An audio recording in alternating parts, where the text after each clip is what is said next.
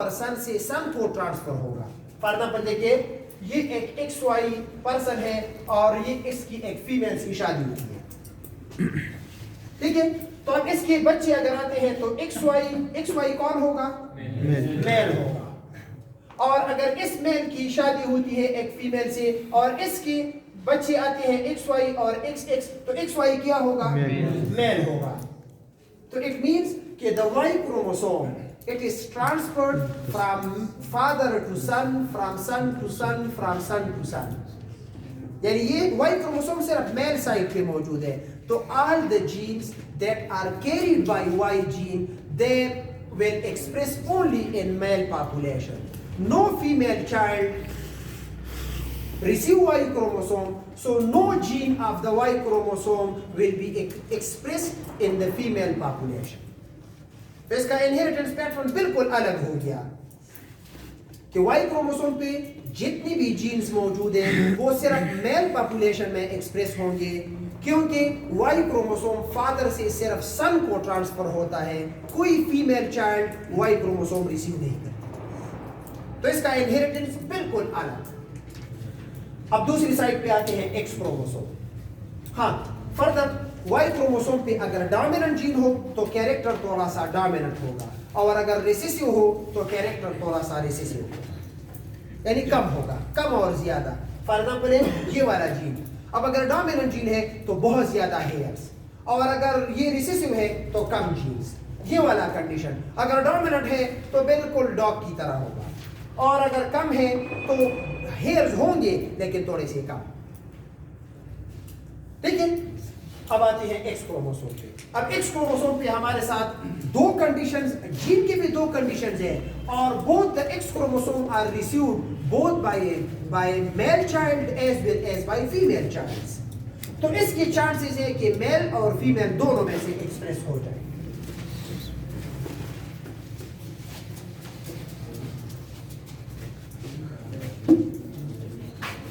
Jeans on X chromosome, gene on X chromosome. अब देखिए, X chromosome पे हमारे साथ अगर जीन डोमिनेंट हो, डोमिनेंट जीन्स, और दूसरी साइड पे एक्स क्रोमोसोम पे हमारे साथ रिसेसिव जीन्स भी हो सकते हैं, रिसेसिव जीन्स। डोमिनेंट जीन का इनहेरिटेंस पैटर्न अलग होगा, रिसेसिव जीन का इनहेरिटेंस पैटर्न अलग होगा। रिसेसिव जीन का इनहेरिटेंस पैटर्न ये होगा, रिसेसिव जीन का इनहेरिटेंस पैटर्न ये वाला होगा, that will follow criss cross pattern, और डोमिनेंट जीन वाला इनहेरिटेंस पैटर्न अलग होगा। स्टेप वाइज लेते हैं, लेकिन फॉर एग्जांपल ह्यूमंस में से dominant genes present on the X chromosome, they are involved in the formation of certain characters. इसी तरह recessive genes present on the X chromosome, they follow a different type of inheritance pattern and produce certain characteristics. For example, human में देखिए, X chromosome पे अगर dominant gene आ जाए, X chromosome पे अगर for example ये dominant gene आ जाए, तो ये मेल में भी आ सकता है और फीमेल में भी ये कंडीशन आ सकता है, ये वाला condition dominant genes. Recessive gene इस तरह होंगे, XRY एंड XRXR, ये वाला कंडीशन। अगर रिसेसिव एलील मौजूद है तो इसको हम रिसेसिव एलील से रिप्रेजेंट करते हैं, डोमिनेंट जीन मौजूद है तो इसको हम डोमिनेंट से एक्सप्रेस करेंगे। अब डोमिनेंट का इनहेरिटेंस पैटर्न अलग होगा, क्योंकि dominant gene express itself in all conditions, in homozygous as well as in heterozygous condition, जबकि recessive allele it express itself in homozygous और इन हेमिजाइगस कंडीशन। हेमिजाइगस वो कंडीशन है जिसमें एलील का कोई दूसरा काउंटर पार्ट नहीं होगा और अपने आप को एक्सप्रेस करेगा।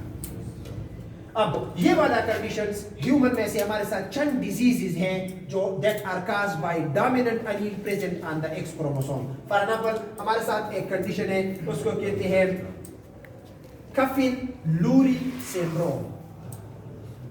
बुक में दी है कफिन लूरी सिंड्रोम। ये एक ऐसा सिंड्रोम है कि जेनेटिकली एक बच्चा पैदा होता है और उसमें से abnormal circulatory system, abnormal nervous system, abnormal excretory system.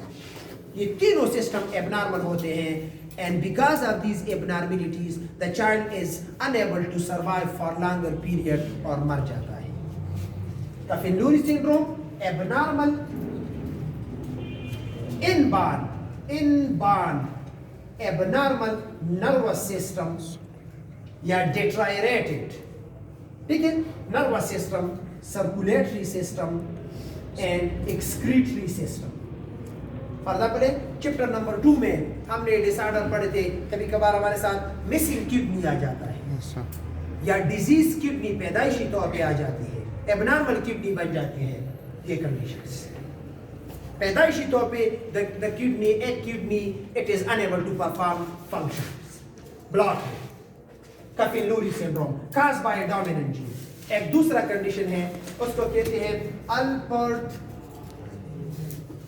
अल्पर्ट syndrome. आपने एक वर्ड पढ़ा है अल्पर्स. First year chapter number 5 virus में पढ़ा है. That is caused by a neurodegenerative disorder caused by prions, abnormal proteins. Yes, sir. ठीक है. ये कंडीशन इसमें से entirely one or both kidneys are found missing. One or both kidneys are entirely found missing. One or both kidney missing. हाँ, तीसरा एक condition है. For example कभी कभार बच्चों में एक डिसऑर्डर आ जाता है रिकेट्स या बाउल एक कंडीशन. उसको हम विटामिन डी से करेक्ट करते हैं. लेकिन अगर जेनेटिकल कंडीशन हो, डोमिनेंट एलील की वजह से हो, डोमिनेंट जीन की वजह से हो, उस कंडीशन को फिर हम कहते हैं vitamin D resistant rickets. Vitamin D resistant rickets. इस कंडीशन को हम विटामिन डी से करेक्ट नहीं कर सकते. हाँ, एक चौथा डिसऑर्डर है केमिकल कोऑर्डिनेशन में हमने पढ़ा है हाइपोपैराथायरॉइडिज्म, जिसमें पीटीएच हार्मोन एबनॉर्मली कम सीक्रेट होता है and then it lead into consequences. Specially tetanus से काज होता है, एपिलेप्सी काज हो सकता है, idiopathic हाइपोपैराथायरॉइडिज्म.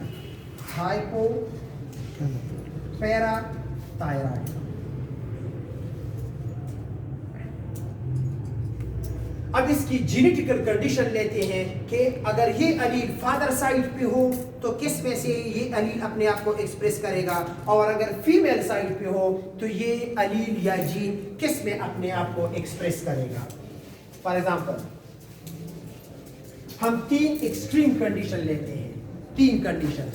Condition number 1 for dominant genes. Dominant X-linked genes.